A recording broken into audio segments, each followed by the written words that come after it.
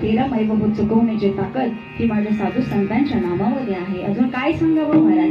ज्ञानदेव म्हणता माझ्या गेली समोर विलया, ज्ञानदेव म्हणता गेली समोर विलया.